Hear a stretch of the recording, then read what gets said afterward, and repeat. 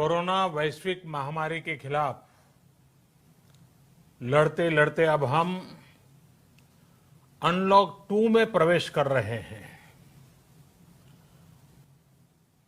और हम उस मौसम में भी प्रवेश कर रहे हैं जहां सर्दी, जुकाम, खांसी, बुखार ये सारे न जाने क्या क्या होता है, ये मामले बढ़ जाते हैं। ऐसे में मेरी आप सभी देशवासियों से प्रार्थना है कि ऐसे समय अपना ध्यान रखिए। साथियों, ये बात सही है कि अगर कोरोना से होने वाली मृत्यु दर को देखें तो दुनिया के अनेक देशों की तुलना में भारत संभली हुई स्थिति में है। समय पर किए गए लॉकडाउन और अन्य फैसलों ने भारत में लाखों लोगों का जीवन बचाया है, लेकिन हम ये भी देख रहे हैं कि जब से देश में अनलॉक 1 हुआ है, व्यक्तिगत और सामाजिक व्यवहार में लापरवाही जरा बढ़ती ही चली जा रही है। पहले हम मास्क को लेकर, 2 गज की दूरी को लेकर 20 सेकंड तक दिन में कई बार हाथ धोने को लेकर बहुत सतर्क थे, लेकिन आज जब हमें ज्यादा सतर्कता की जरूरत है तो लापरवाही बढ़ना बहुत ही चिंता का कारण है। साथियों, लॉकडाउन के दौरान बहुत गंभीरता से नियमों का पालन किया गया था। अब सरकारों को, स्थानीय निकाय की संस्थाओं को, देश के नागरिकों को फिर से उसी तरह की सतर्कता दिखाने की जरूरत है। विशेषकर कंटेनमेंट जोन्स, उस पर तो हमें बहुत ध्यान देना होगा। जो भी लोग नियमों का पालन नहीं कर रहे हैं, हमें उन्हें टोकना होगा, रोकना होगा और समझाना भी होगा। अभी आपने खबरों में देखा होगा, एक देश के प्रधानमंत्री पर 13,000 रुपये का जुर्माना इसलिए लग गया क्योंकि वो सार्वजनिक स्थल पर मास्क पहने बिना गए थे। भारत में भी स्थानीय प्रशासन को इसी चुस्ती से काम करना चाहिए। ये 130 करोड़ देशवासियों के जीवन की रक्षा करने का अभियान है। भारत में गांव का प्रधान हो या देश का प्रधानमंत्री, कोई भी नियमों से ऊपर नहीं है। साथियों, लॉकडाउन के दौरान देश की सर्वोच्च प्राथमिकता रही ऐसी स्थिति न आए कि किसी गरीब के घर में चूल्हा न जले। केंद्र सरकार हो, राज्य सरकारें हो, सिविल सोसाइटी के लोग हों, सभी ने पूरा प्रयास किया कि इतने बड़े देश में हमारा कोई गरीब भाई बहन भूखा न सोए। देश हो या व्यक्ति, समय पर फैसले लेने से, संवेदनशीलता से फैसले लेने से किसी भी संकट का मुकाबला करने की शक्ति अनेक गुना बढ़ जाती है। इसलिए लॉकडाउन होते ही सरकार प्रधानमंत्री गरीब कल्याण योजना लेकर आई। इस योजना के तहत गरीबों के लिए 2.25 लाख करोड़ रुपए का पैकेज दिया गया। साथियों, बीते 3 महीनों में 20 करोड़ गरीब परिवारों के जनधन खातों में सीधे 31,000 करोड़ रुपया जमा करवाए गए हैं। इस दौरान 9 करोड़ से अधिक किसानों के बैंक खातों में 18,000 करोड़ रुपए जमा हुए हैं। इसके साथ ही गांवों में श्रमिकों को रोजगार देने के लिए प्रधानमंत्री गरीब कल्याण रोजगार अभियान तेज गति से आरंभ कर दिया गया है। इस पर सरकार 50,000 करोड़ रुपए खर्च कर रही है। लेकिन साथियों, एक और बड़ी बात है जिसने दुनिया को भी हैरान किया है, आश्चर्य में डुबो दिया है। वो ये कि कोरोना से लड़ते हुए भारत में 80 करोड़ से ज्यादा लोगों को 3 महीने का राशन, यानी परिवार के हर सदस्य को 5 किलो गेहूं या चावल मुफ्त दिया गया।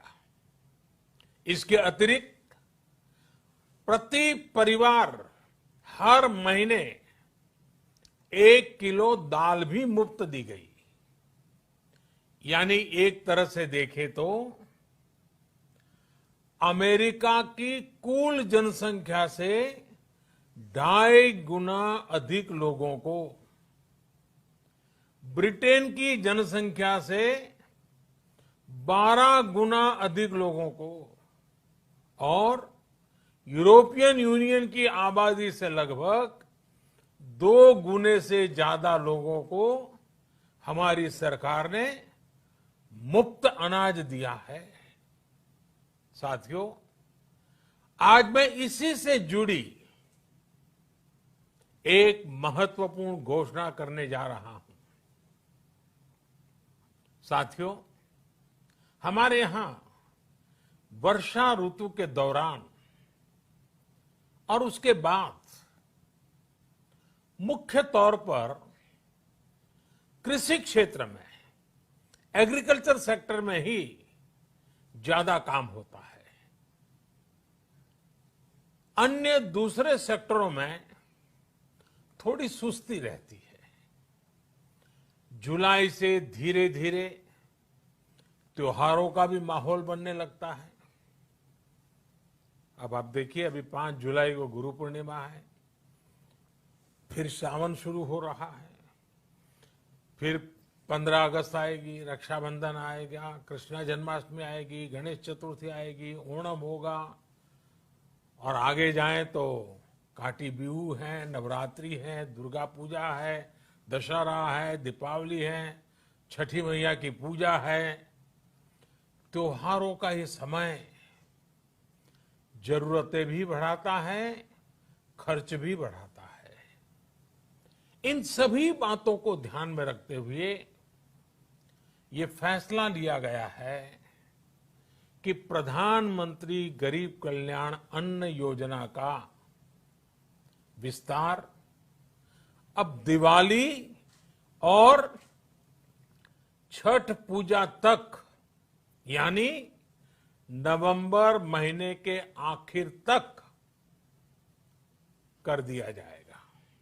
यानी 80 करोड़ लोगों को मुफ्त अनाज देने वाली ये योजना अब जुलाई, अगस्त, सितंबर, अक्टूबर, नवंबर में भी लागू रहेगी। सरकार द्वारा इन 5 महीनों के लिए 80 करोड़ से ज्यादा गरीब भाई बहनों को हर महीने परिवार के हर सदस्य को 5 किलो गेहूं या 5 किलो चावल मुफ्त मुहैया कराया जाएगा। और साथ ही प्रत्येक परिवार को हर महीने 1 किलो चना भी मुफ्त दिया जाएगा। साथियों, प्रधानमंत्री गरीब कल्याण अन्न योजना के इस विस्तार में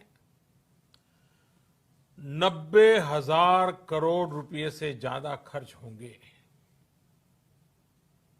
और अगर इसमें पिछले 3 महीने का खर्च भी जोड़ दें तो ये करीब करीब 1.5 लाख करोड़ रुपया हो जाता है। अब पूरे भारत के लिए हमने एक सपना देखा है। कई राज्यों ने तो बहुत अच्छा काम भी किया है।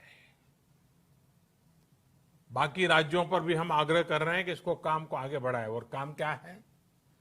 अब पूरे भारत के लिए एक राशन कार्ड की व्यवस्था भी हो रही है। यानी एक राष्ट्र एक ration card, one nation one ration card. इसका सबसे बड़ा लाभ उन गरीब साथियों को मिलेगा जो रोजगार या दूसरी आवश्यकताओं के लिए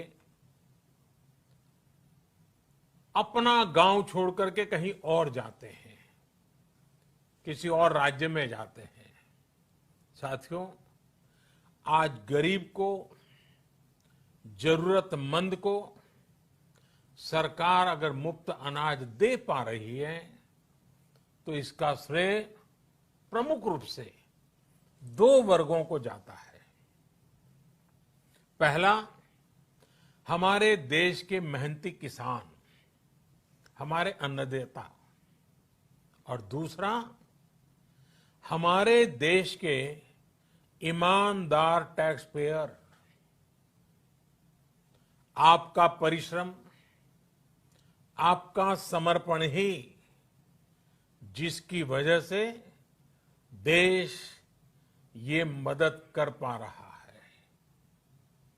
आपने देश का अन्न भंडार भरा है, इसलिए आज गरीब का, श्रमिक का चूल्हा जल रहा है। आपने ईमानदारी से टैक्स भरा है, अपना दायित्व निभाया है, इसलिए आज देश का गरीब इतने बड़े संकट से मुकाबला कर पा रहा है। मैं आज हर गरीब के साथ ही देश के हर किसान, हर टैक्स पेयर का हृदय से बहुत बहुत अभिनंदन करता हूं, उन्हें नमन करता हूं। साथियों, आने वाले समय में हम अपने प्रयासों को और तेज करेंगे। हम गरीब, पीड़ित, शोषित, वंचित हर किसी को सशक्त करने के लिए निरंतर काम करेंगे। हम सारी एहतियात बरतते हुए इकोनॉमिक एक्टिविटीज को और आगे बढ़ाएंगे। हम आत्मनिर्भर भारत के लिए दिन रात एक करेंगे। हम सब लोकल के लिए वोकल होंगे। इसी संकल्प के साथ हम 130 करोड़ देशवासियों को मिलजुल करके संकल्प के साथ काम भी करना है, आगे भी बढ़ना है। फिर से एक बार मैं आप सबसे प्रार्थना करता हूं, आपके लिए भी प्रार्थना करता हूं, आपसे आग्रह भी करता हूं, आप सभी स्वस्थ रहिए, 2 गज की दूरी का पालन करते रहिए, गमछा, फेस कवर, मास्क ये हमेशा उपयोग कीजिए, कोई लापरवाही मत बरतिए। इसी आग्रह, इसी कामना के साथ मैं आप सभी को बहुत बहुत शुभकामनाएं देता हूं। धन्यवाद।